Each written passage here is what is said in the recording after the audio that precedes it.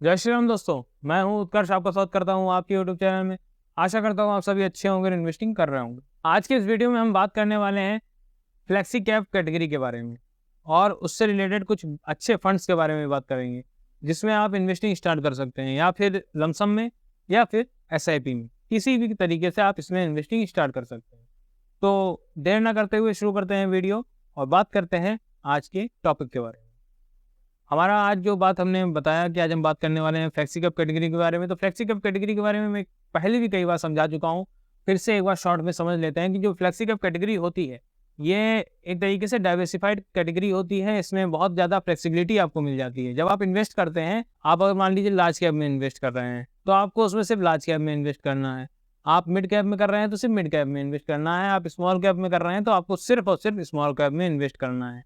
लेकिन जब यहीं पे बात आ जाती है फ्लेक्सी कैप कैटेगरी की, जब आप फ्लेक्सी कैप कैटेगरी में इन्वेस्ट करते हैं, तो यहाँ पे आपको एक डाइवर्सिफिकेशन मिल जाता है। आपको अपनी इन्वेस्टमेंट में फ्लेक्सिबिलिटी मिल जाती है। जितना ज़्यादा जगह आप इन्वेस्टमेंट को अपने डाइवर्सिफाई करेंगे, उतना रिस्क कम होता है और रिटर्न ज़्यादा आने के चांस बढ़ जाते हैं। इसमें आप लार्ज कैप में भी कुछ अमाउंट इन्वेस्ट करते हैं और कुछ मिड कैप में भी करते हैं और कुछ स्मॉल कैप में भी करते हैं। साथ ही यहाँ पे जो फंड मैनेजर है, उसको थोड़ी सी छूट मिल जाती है कि वो कितना चाहे किस सेक्टर में लगा सकता है। अब जैसे कि लार्ज कैप में है, अगर लार्ज कैप की बात कर लें तो वहाँ पे उसको एक हाई अमाउंट लार्ज कैप में लगाना ही लगाना है। लेकिन फ्लेक्सी कैप में वो फाउंडेशन फंड मैनेजर के पास नहीं होती है। वो लार्ज कैप में अगर चाहे तो 20% पैसा लगाए और मिड कैप में 80% लगा दे, या फिर 30% लगा दिया उसने लार्ज कैप में, 50% लगा दिया उसने मिड कैप में और 20% लगा दिया स्मॉल कैप में, या फिर 50% लार्ज कैप में, 20% स्मॉल कैप में और 30% मिड कैप में। ये पूरी तरीके से फंड मैनेजर के ऊपर निर्भर करता है। तो जब आप फंड मैनेजर को यहाँ पे जब फ्रीडम मिल जाता है, तो रिटर्न भी आपको उस तरीके से अच्छा मिलता है। तो आई होप आपको समझ में आ गया होगा कि फ्लेक्सी कैप कैटेगरी किस तरीके से वर्क करती है और क्या मेन वर्क है इसका। आई होप आपको चीज़ें क्लियर हुई होंगी। कोई भी क्वेश्चन बनता है आप मुझसे कमेंट बॉक्स में पूछ सकते हैं। तो अब हम बढ़ते हैं आगे अपने आज के पहले फंड की तरफ।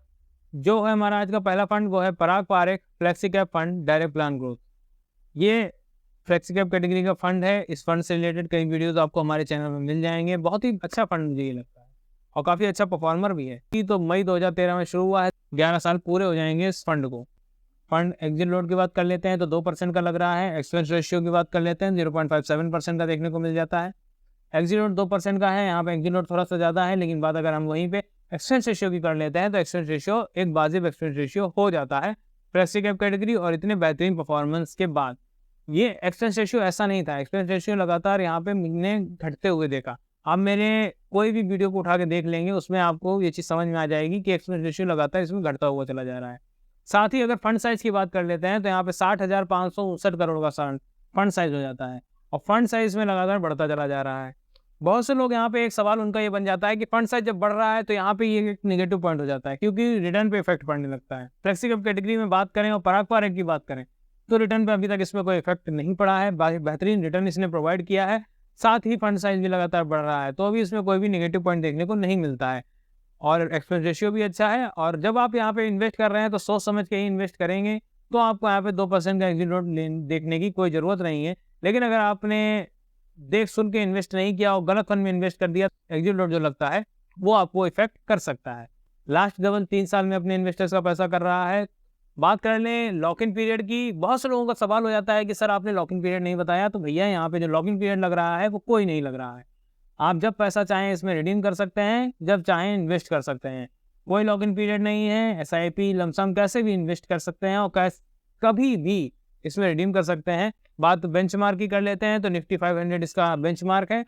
साथ ही कितने CAGR से पैसा ग्रो करेगा, 1 साल में 38.26%, 3 साल में 22.73%, 5 साल में 24.29% के CAGR से पैसा ग्रो करेगा। रिटर्न वाइज अच्छा परफॉर्मर है। मैंने आपको शुरुआत में ही बताया, डाउनसाइड प्रोटेक्शन भी बेहतरीन देखने को मिल जाती है। ये एक अच्छी बात हो जाती है। बात अगर हम रेशियो वाइज कर लेते हैं तो शार्प रेशियो यहाँ पे 1.46 का देखने को मिलता है, बेहतरीन शार्प रेशियो। रिस्क मैनेजमेंट भी अच्छा है। अगर हम बीटा की बात कर लें तो 0.69 का है, जो भी अच्छा हो जाता है। ओवरऑल फंड बेहतरीन ये फंड देखने को मिलता है। आगे बढ़ते हैं। आज की लिस्ट का जो अगला फंड है हमारे पास, वो है union flexi cap fund direct plan growth. इस फंड की बात करें, 11 साल कंप्लीट हो चुके हैं। जनवरी 2013 में फंड शुरू हुआ था। एग्जिट लोड 1% का लग रहा है। एक्सपेंस रेशियो 0.95% का लग रहा है। Expense ratio high expense ratio हो जाता है। आपका यहाँ पे सवाल होगा तो इस फंड को इसमें रखा क्यों है? क्योंकि फंड अच्छा परफॉर्मर है। एक्सपेंस रेशियो जरूर ज़्यादा है तो आपके पास अदर चॉइस भी इस वीडियो में आपको मिल जाएंगी, आप उसमें इन्वेस्ट कर सकते हैं। लेकिन मेरा काम है आपको सारे फंड्स के डेटा के साथ डिस्कस करना, क्लियर करना, जिससे आप अच्छे और बुरे का अंदाजा लगा सकें। तो यहाँ पे एक्सपेंस रेशियो जो है इसका ज़्यादा है, 0.95% का हो जाता है। बात कर लेते हैं फंड साइज, 1987 करोड़ का हो जाता है। फंड साइज कम है। लास्ट डबल की बात करें, 3 साल में कर रहा है ये पैसा डबल। लॉक इन पीरियड, कोई लॉक इन पीरियड नहीं है, जैसा मैंने आपको शुरुआत में ही बताया। बेंचमार्क की बात कर लेते हैं यहाँ पे, जो इसका बेंचमार्क देखने को मिलता है S&P BSE 500 का बेंचमार्क हो जाता है। रिटर्न वाइज अच्छा परफॉर्मर है, डाउनसाइड प्रोटेक्शन भी अच्छी देखने को मिल जाती है। CAGR की बात कर लेते हैं तो 1 साल में 38.65%, 3 साल में 20.32% और 5 साल में 19.61% के CAGR से पैसा ग्रो कर रहा है। आप क्या करेंगे, आप मैंने यहाँ पे डेटा बोला है इन सबको नोट करते रहेंगे, उसके बाद खुद से चीज़ों को एनालाइज करेंगे। वीडियो को दोबारा देखिए, समझिए और उसके बाद अपने हिसाब से, अपने विजन के हिसाब से फंड को चूज करिए। आगे बढ़ते हैं। शार्प रेशियो 1.18 का बोलता है, जो कि एक अच्छा शार्प रेशियो हो जाता है। बीटा 0.87 का बोलता है, जो कि ठीक ठाक बीटा भी हो जाता है। तो रिस्क मैनेजमेंट भी फंड का अच्छा देखने को मिल जाता है। लेकिन यहाँ पे एक जो नेगेटिव पॉइंट है वो आपके सामने यहाँ पे है, वो है इसका एक्सपेंस रेशियो। अगला फंड है हमारे पास quant flexi cap fund direct plan growth. इस फंड की बात करें, जनवरी 2013 में शुरू हुआ है, 11 साल कंप्लीट हो चुके हैं इस फंड को। एग्जिट लोड 1% का लग रहा है, एक्सपेंस रेशियो 0.68 का लग रहा है। एक्सपेंस रेशियो पराग पारिक से ज़्यादा का है और यूनियन फ्लेक्सी कैप से कम का है, तो एक्सपेंस रेशियो ठीक ठाक हो जाता है। 0.68% का लग रहा है। फंड साइज 4,617 करोड़ का हो जाता है। लास्ट डबल, 1 साल में पैसा डबल कर रहा है, यानी रिटर्न वाइज भी काफ़ी बेहतरीन परफॉर्मर देखने को मिलता है। लॉक इन पीरियड, कोई लॉक इन पीरियड नहीं है ब्रदर, इसमें आराम से आप कभी भी पैसा इन्वेस्ट करिए, कभी भी पैसा निकालिए, कोई प्रॉब्लम नहीं है। लॉक इन पीरियड कोई नहीं है। बेंचमार्क की बात कर लेते हैं तो निफ्टी 500 इसका बेंचमार्क हो जाता है। रिटर्न वाइज एक्सीलेंट परफॉर्मर है। डाउनसाइड प्रोडक्शन अच्छी नहीं है, डाउनसाइड प्रोडक्शन बेकार देखने को मिलती है, जो कि एक सोचने वाली बात हो जाती है। साथ ही रेशियो के मुताबिक ही हम बात करने वाले हैं। अभी तो जो डेटा बोल रहा है वो सब कर रहे हैं, जब तक हम रेशियो को नहीं देख लेते हैं तब तक किसी भी नतीजे पे नहीं पहुंचने वाले हैं। बात CAGR की बात कर लेते हैं तो 1 साल में 60.46% का, 3 साल में 32.78% का और 5 साल में 32.12% का CAGR देखने को मिलता है, जो कि ठीक ठाक हो जाता है। शार्प रेशियो की बात कर लेते हैं, 1.48 का है, ठीक है, बट सिर्फ शार्प रेशियो से काम नहीं चलता है। बीटा जो देखने को मिलता है वो अच्छा नहीं है, 1.08 का देखने को मिलता है, तो बीटा यहाँ पे अच्छा देखने को नहीं मिल रहा है। तो ये बात जरूर कंसीडर की जाएगी, क्योंकि बीटा 1 से कम है तो अच्छा है, बीटा 1 से ज़्यादा है तो यहाँ पे नेगेटिव पॉइंट हो जाता है। ये थे हमारे आज के लिस्ट के तीनों फंड। तीनों फंड्स अपने जो रिटर्न वाइज हैं बेहतरीन परफॉर्मर है, लेकिन जो जो नेगेटिव पॉइंट थे मैंने आपके साथ डिस्कस किए सारे फंड्स के।